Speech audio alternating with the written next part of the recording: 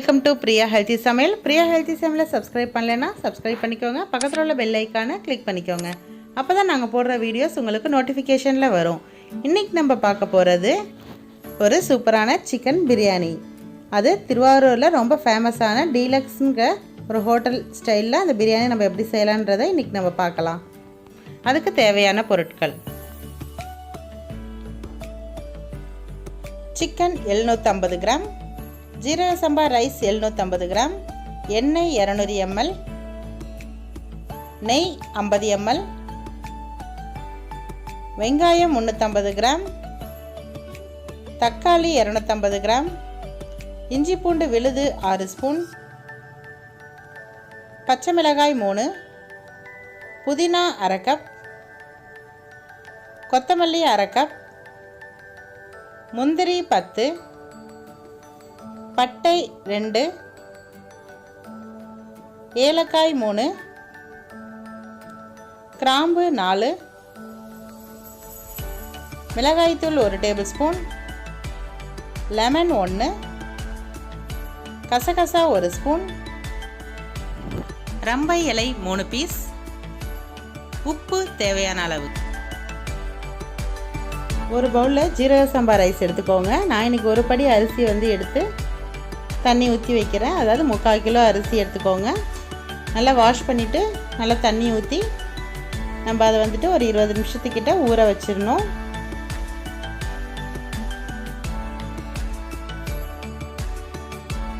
இதுக்கப்புறம் நம்ம ஒரு பேன் எடுத்துக்கலாம். இதில் ஒரு 10 to 15 முந்திரி அளவுக்கு நம்ம இதில் சேர்த்துக்கலாம். சேர்த்து நல்லா இதை நல்லா டோஸ்ட் பண்ணணும்.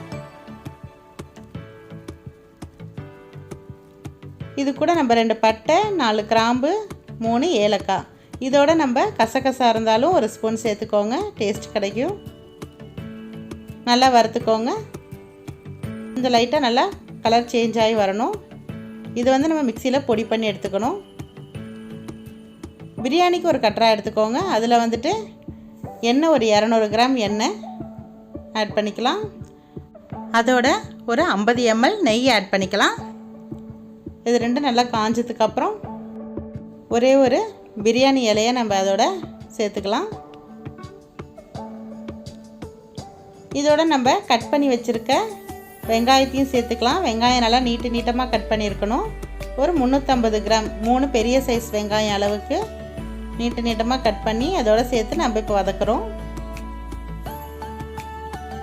இது நல்லா வதங்கி வரணும். இப்போ நம்ம கண்ணாடி மாதிரி வந்துருச்சு இந்த வெங்காயம். இன்னும் நமக்கு கலர் சேஞ்ச் ஆகி வரணும். நல்லா பொறுமையாக வதக்கிட்டணும். வெங்காயம் நல்லா கோல்டன் கலரில் மாறுற அளவுக்கு நம்ம வதக்கணும்.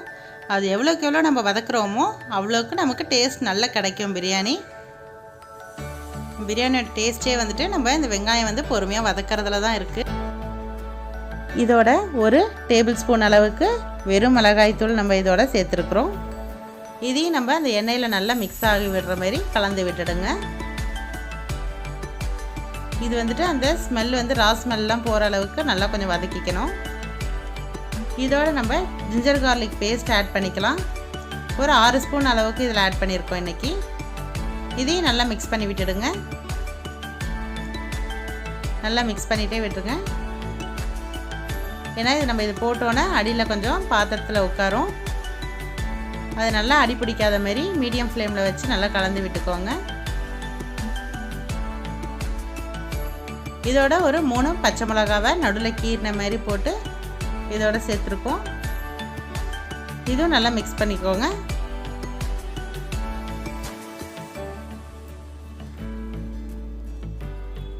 இது நல்லா மிக்ஸ் ஆயிடுச்சு.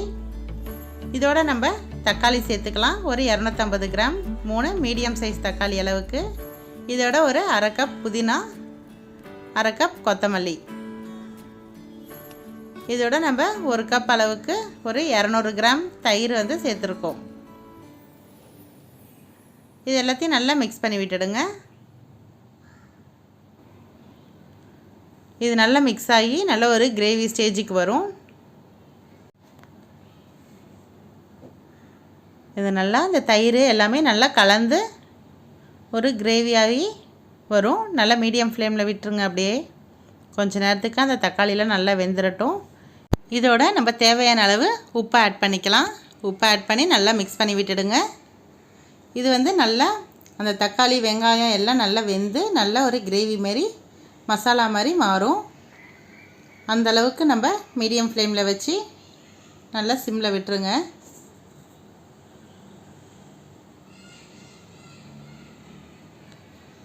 அப்பப்போ நடுவில் கலந்து விட்டுட்டே இருங்க. இப்போ நமக்கு கிரேவி ஸ்டேஜ் வருது. நமக்கு பார்த்தாலே தெரியும் அந்த தண்ணியெல்லாம் நல்லா சுண்டி நல்ல ஒரு கிரேவி பக்குவத்துக்கு வருது. ரொம்பவும் திக்காக்கிடக்கூடாது. இந்த ஒரு ஸ்டேஜில் இருக்கணும். நமக்கு இப்போ கிரேவி ஸ்டேஜ் வந்துருச்சு. இந்த கிரேவி வந்து நம்ம செய்யும் போதே வந்துட்டு அந்த பிரியாணியோட ஃப்ளேவர் வந்து நமக்கு சூப்பராக இருக்கும். நமக்கு செய்யும் போதே நமக்கு தெரியும். இதோட நம்ம வந்துட்டு தண்ணி ஆட் பண்ணிக்கலாம். நான் வந்துட்டு ஒரு படி அரிசிக்கு அரைப்படி அளவுக்கு தண்ணி வச்சுருக்குறோம். இதையும் ஆட் பண்ணிக்கலாம்.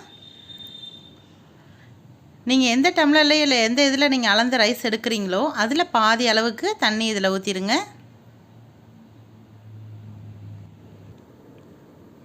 இது வந்து நல்லா கொதிக்கணும். இதை வந்துட்டு ஒரு மூடி போட்டு நம்ம கொதிக்க விட்டுடலாம்.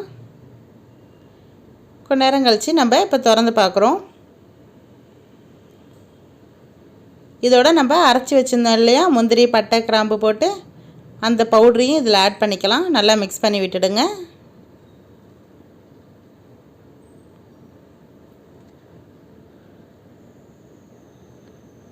நல்லா மிக்ஸ் பண்ணி நல்லா கலந்து விட்டுடுங்க. இதை வந்து திரும்ப ஒரு மூடி போட்டு நல்லா கொதிக்க விட்டுடலாம். நடுவில் ஒரு வாட்டி நீங்கள் நல்லா கலந்து விட்டுடுங்க. உங்களுக்கு நல்லாவே அந்த தண்ணியும் கிரேவியும் நல்லா சேர்ந்து வரும். இது கூட நம்ம சிக்கன் ஆட் பண்ணிக்கலாம். நம்ம வாஷ் பண்ணி எடுத்து வச்சுருக்க சிக்கன் வந்துட்டு ஆட் பண்ணிக்கோங்க. இன்றைக்கி நான் வந்து 3/4 கிலோ அரிசிக்கு 3/4 கிலோ அளவுக்கு சிக்கன் சேர்த்துருக்குறேன். இது நல்லா மிக்ஸ் பண்ணி விட்டுட்டு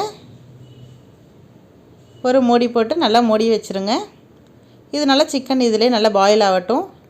இன்னொரு அடுப்பில் நம்ம அரிசி வேக வைக்கிறதுக்கு தண்ணி கொதிக்க வச்சுருக்குறோம். அந்த தண்ணியில் நான் எல்லோ கலர் ஃபுட் கலர் கொஞ்சோண்டு ஆட் பண்ணியிருக்கேன். அதோட கொஞ்சம் கல் உப்பு, அந்த ரைஸ் அளவுக்கு நம்ம உப்பு சேர்த்துக்கலாம். ஏன்னா நம்ம கிரேவிலையும் உப்பு போட்டிருக்கோம். இதில் கொஞ்சமாக உப்பு போட்டுக்கோங்க. நல்லா கொதிக்கிறப்ப அந்த அரிசியை வந்து நல்லா வாஷ் பண்ணி நம்ம இதில் சேர்த்துக்கலாம். இது நல்லா கொதித்து நல்லா கையில் எடுத்தோன்னே நல்லா உடையிற ஸ்டேஜுக்கு வந்தோடனே நம்ம இதை வந்து நல்லா ஃபில்ட்ரு பண்ணி எடுத்து வச்சுக்கணும்.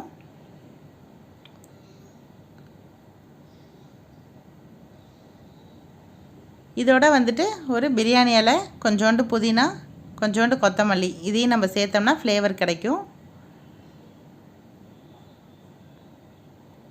இப்போ இது சிக்கன் நல்லா பாயில் ஆகிடுச்சான்னு நம்ம ஓப்பன் பண்ணி பார்த்துக்கலாம்.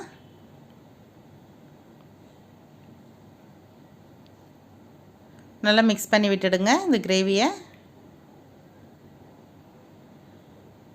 இது அப்படியே கொஞ்சம் நேரம் வேகட்டும்.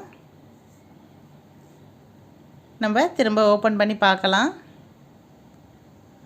இது கூட ஒரு 1/2 லெமன் அளவுக்கு ஜூஸ் எடுத்து நான் அதில் சேர்த்துருக்குறேன். இது நல்லா மிக்ஸ் பண்ணி விட்டுடுங்க. இந்த கிரேவியை வந்துட்டு கொஞ்சம் ஒரு பவுலில் வந்து நம்ம எடுத்துக்கணும். கொஞ்சம் தண்ணியாக எடுத்துக்கோங்க.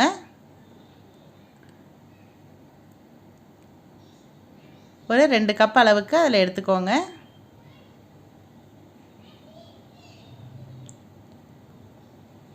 இது மீதி கிரேவி நல்லா கொதிக்கட்டும்.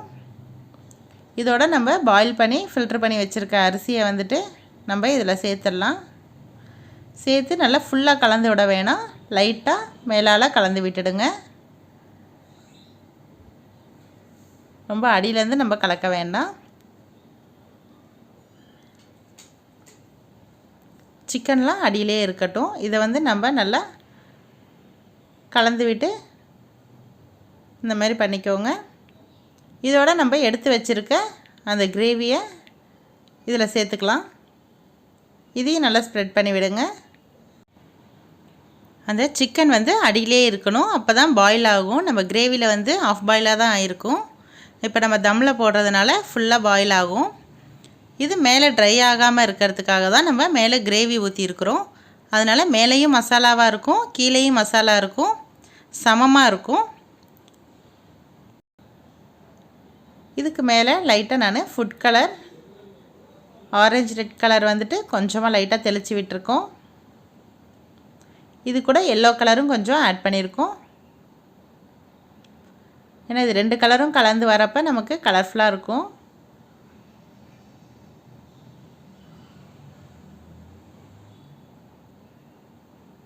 இதை ஊற்றி நம்ம உடனே கலரக்கூடாது, அப்படியே விட்டுறலாம்.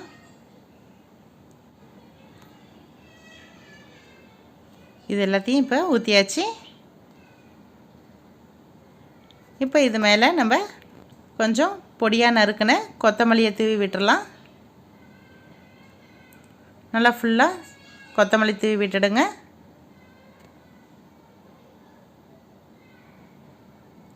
இதை அப்படியே நம்ம மூடி போட்டு தம்மில் போட போகிறோம்.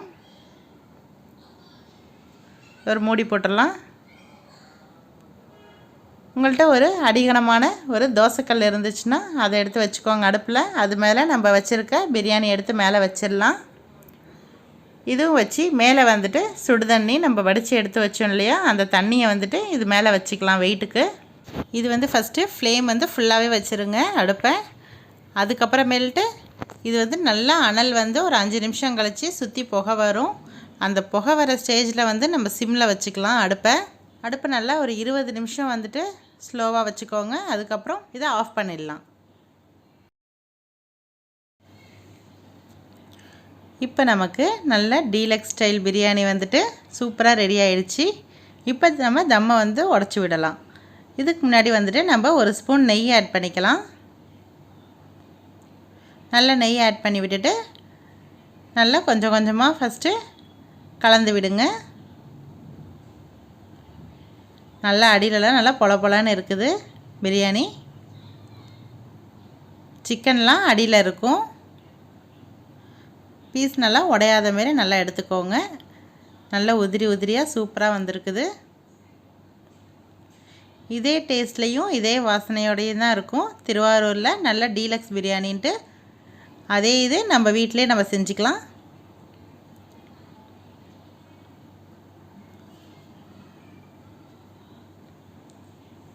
இப்போது சூப்பராக பிரியாணி வந்து நம்ம ரெடி பண்ணிட்டோம்.